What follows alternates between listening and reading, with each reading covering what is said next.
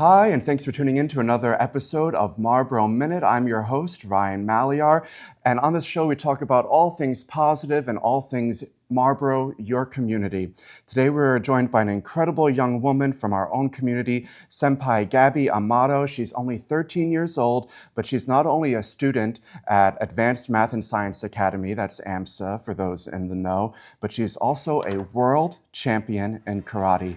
She's a role model for dedication and hard work, and I'm so excited to hear all about your journey today. Welcome. Thank you. Yeah, so first thing first, congratulations on this incredible achievement. You competed in the WUKF World Championships in Sweden, representing America, and you came home with a gold medal in Long Kabuto. Yes. Let's rewind a little bit here. So to get to these World Championships, you have to compete a lot and you had to be chosen for the US team, is that right? Yes. Yeah, tell me a little bit about that. So the AAU team selects a bunch of athletes all from across America to go to Sweden and compete with them through some qualifier tournaments and overall how well you place in a bunch of different tournaments. So it wasn't just one tournament, you compete many times throughout the year. How many tournaments did you compete in to get there? 10 to 15 tournaments every year, about like 3 or 4 AAU tournaments. Amazing. Now, we were talking about this before we started rolling, but you compete in Long Kabuto. Yes. And what does that mean? So Kabuto means weapons in Japanese, so it's a weapons form or a weapons kata. So what sort of weapons are we talking about? So think of like the Ninja Turtles. I use bow, like a staff. Okay. Do you have like a certain sling for it or something, or you're just ready to go when it starts? I just hold it when I start. Yeah. Amazing. Have you ever been injured? It must come with the game. I mean, sometimes, some bruises here and there, right? Amazing. So who were you competing against? Was it someone else in your own age bracket? Yes. So for tournaments, usually they're broken up by age and rank. So I was competing against the other female 12, 13-year-olds in my division, which was only Long Kabuto. And in Sweden, how many different matches or rounds did you have? I had 2 rounds of Kabuto. And you came out the champion. What was that feeling like? It was an incredible feeling, but like I was kind of overwhelmed, so I didn't really realize that I actually won until like a little while later, because like then it hit you. Yeah. Amazing. We were in a huge arena and everything was like going all at once, so it was kind of like a surreal moment to be standing there. Did you have any family with you in Sweden? Yes, my mom came with me. Now your mom, she's been a mentor throughout this whole process, because I know your mother and your father both practice martial arts. And so what are their martial arts names? It's Renshi, Christopher, yes. And what's your mother's title? Sensei. Sensei. Yes. And what's the name of the place where they teach martial arts? It's called Bushi Karate Club. It's in Oxford. It's a dojo. Cool. So you started there when you were very young, right? Yes, How old I were was you? like 4. That's so cool. And do other people in your family practice karate as well? Yes, my brother. Okay, it's a family affair. Amazing. So I have a nephew, and he's 10 years old, and he's just started doing martial arts. And I watched the class for him to get his yellow belt. You know, he's super proud. But what I was watching wasn't necessarily what I think of when I think of a karate match or a competition. Does it have a particular name, a match? Like a competition? A competition, yeah. It was more different forms and poses, and is that usually the trajectory of how things start?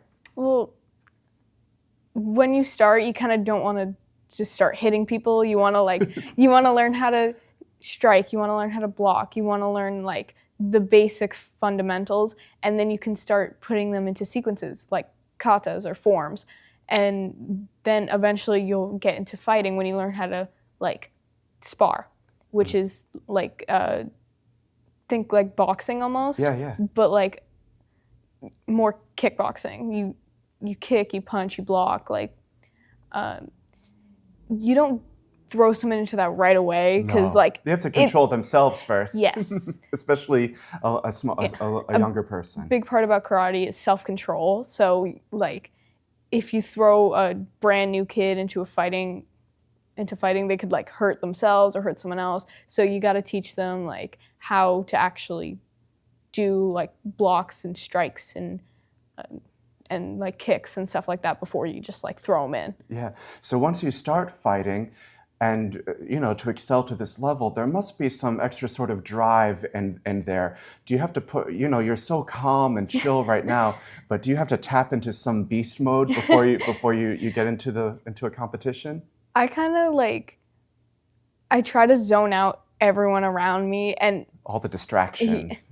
It's almost like you turn into a different person because you're like happy and smiling and laughing, and then when you go into like actual competition, you have to like be serious and like zone out everyone around you and like get in the zone. Yeah, amazing. Any rituals before you get out there? I like to take deep breaths. I like to stretch a lot. I like to make sure I'm ready and calm and like try to clear my mind. Yeah, it takes so much discipline. How have your parents helped and guided you on this journey? I'm sure when you started out at 4 years old, they never had any dream that you'd be competing on such a huge level. They have always been like the big supporter. They've always been like helping me, pushing me. They're like some of my teachers, so they are always correcting me in class, helping me push forward. Like, it's incredible. And now as you've advanced into these new levels, you've needed additional support as well. I see that you're working with a conditioning coach and an elite kata coach. So can you tell me about what these different coaches are doing to help you? Okay. So I have a core and conditioning coach, which helps with strength, movement, stability, which are big things when it comes to forms and like trying to stay calm. So is it mostly body weight things you're doing with them? Yes. Or are you using free weights, or what's the sort of conditioning like for your? A lot of it is core and strength and stability, but I do a lot of like lifting and stuff like that. Wow. And then what is a kata coach? So my elite kata coach, we Zoom with him like once a week, and he like fixes like small mechanical things in my forms. Like he works with me on like my katas that I do for tournaments, and he helps fix things and make them look sharp and precise. And for those who are watching who don't know what a kata is, can you explain that? A kata is like basically a coordinated fight. Like I would pretend like there's someone in front of me striking me, and so I'll you're solo, block. you're out there by Yes. yourself. Okay. So a kata is like you're imagining someone in front of you striking, and you're blocking, and you're counter striking, and you're like, it's kind of hard to describe, but like it's an imaginary fight. Yeah. And it's a series of different moves. Yes. And these are sort of standard, right? Do you get Yeah. to make your own kata, or are these like developed things that you are doing kata A? For like specific traditional tournaments like the WUKF World Championship, it's traditional katas only. Mm-hmm. But for like open tournaments, which are like, you don't have to do necessarily traditional katas, you can do ones that you make up or ones that someone else make up or different variations in a kata. Have you ever made up your own? I have not, but I have done one that one of the other senseis in our federation created. Fantastic. There's just so much here, and I guess I'm assuming that there is a World Karate Federation that sort of oversees all of the rules and regulations that you need to adhere to and tell you what is the perfect form for everything. Am I right? Yeah. Amazing. Tell me a little bit about Bushi Karate Club. So Bushi Karate Club is the dojo that my parents run. Yeah. We've been running it for almost 6 years now. They took it over after my old sensei left. So I've been helping them teach. Both my parents own the dojo along with another sensei that co-owns it. So when you're teaching, are you working with the younger kids or who are you working with? Probably adults too. You can teach them all, right? I mostly work with like younger kids, but like around my age, like 10, 11, 12. I usually work with them because a bunch of my friends are there, so I like pushing them. Yeah. I do help with the adults sometimes, but mostly I'm like taking those classes.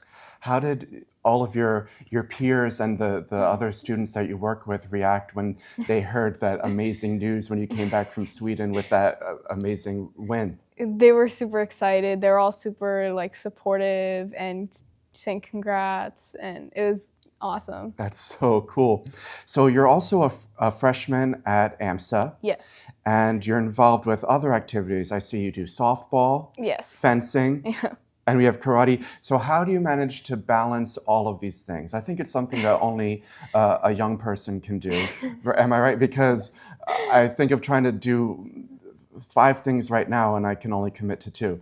So you are in the prime of your life if you can balance all these things. How do you make it work? It's kind of difficult, but I try to prioritize like karate, and I always prioritize school. Yeah. I always prioritize school. I try to get my homework done like before or like right after I finish training. And softball I do in like the fall and spring. So winter and summer I kind of have open for weekdays and weekends and stuff like that. That's amazing. So what was Sweden like? It was Did you have time to explore, or were you just no? Well, we had to be there with the team. It was like a 5-day competition, so we had to be there every day with the team to cheer everyone on, which is great. But we didn't get to like explore or see anything. You got a little taste of it. Yeah. Some unique food, maybe anything. A little bit, yeah. What's your like congratulatory meal, like your ultimate like treat after you've done a big competition and you did really well? What's your go-to? Honestly, usually it's like fast food or just something to like, because usually I'm like super tired and I want to go home. So I'll get something quick and then like celebrate after. Yeah, amazing. So if there's any other young people who are watching this program in Marlborough and they're interested in martial arts, what sort of advice would you give them based on your journey becoming a world champion? I would say just keep pushing, like especially for me during COVID, especially I was losing my like ambition because like we had to go outside and we had to do Zoom meetings, and it was like, it wasn't all that fun for me anymore, but like I pushed through it, I kept going, and now it's like an amazing, huge part of my life. Amazing. Well, Gabby, it's been such a pleasure having you on the show today. And any future competitions coming up on the calendar? 2 weeks, I got a tournament. You keep going and going. It's amazing. Well, that's all the time we have for today. Senpai Gabby Amato, thank you so much for sharing your story and being such an inspiring figure to our community. Your dedication is absolutely remarkable. And thank you to our viewers for tuning in. We'll see you next time on Marlborough Minute.